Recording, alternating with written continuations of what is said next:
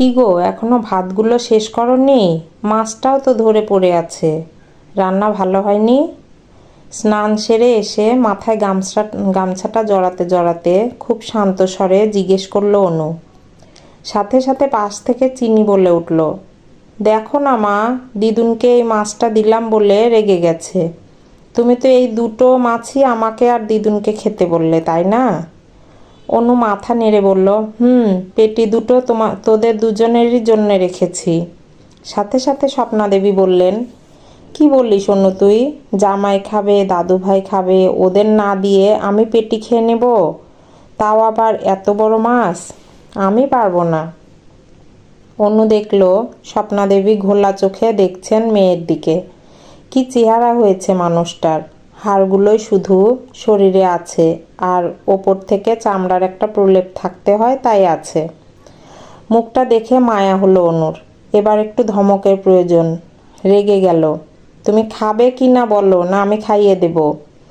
আমার কিন্তু এখনো পূজা দেওয়া বাকি আছে, খুব খিদেও পেয়েছে আমার। মেয়ের কথা শুনে স্বপ্নাদেবী ভাতগুলো আবার নাড়াচাড়া করতে লাগলেন। চিনির ততক্ষণে খাওয়া হয়ে গেছে। এটো হাতে বসেই মোবাইল দেখছে। অনু কলে ঠাকুরের জলটা নিতে গিয়ে দেখলো স্বপ্নাদেবী খাওয়ার থেকে ভাবছে বেশি। অনু দাঁড়িয়ে বলল, মা, অত ভেবো না, খেয়ে নাও। এটা ইলিশ মাছের সময় নয়, তাও তোমার জন্য খুঁজে তোমার জামাই এনেছে, শুধু তুমি ভালো খাও বলে। এবার তুমি না খেলে ওর ভালো লাগবে? স্বপ্নাদেবী বললেন, ছেলে মানুষ, ওরা ওইটুকু মাছ দিয়ে ভাত খেতে পারে? আমাদের বরং ওগুলো দিতিস। স্বপ্নাদেবীর কথা শুনে মুখ মোবাইল থেকে তুললে দেখলো চিনি একবার। চোখে মুখে বিস্ময়। অনুর মনে পড়ল ছোটবেলার কথা। ও আর ওর দাদা প্রায় 4 বছরের ছোট বড়।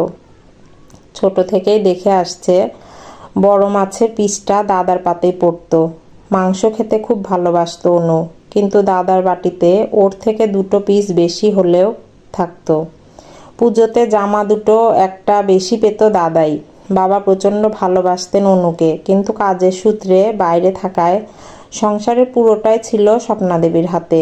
উনি অনুকে ভালোবাসতেন না সেটা নয়, ওনার মনে আজও এই ধারণা যে ছেলে মানুষ বলে ভালো জিনিসের অংশীদার শুধু ওরাই। চিনির অবাক করা মুখ দেখে অনু হেসে ফেললে, বলল, মা, তোমাকে যেটা দেওয়া হয়েছে খাও। সানি আর ওর বাবা দুজনেই রাতে খাবে। রুটির সাথে তরকারি পছন্দ করে ওরা। সানি আবার চিকেন হলে আর কিছু লাগে না। আমি ওটাই করবো আজ ওদের জন্য। মাছটাও থাকবে।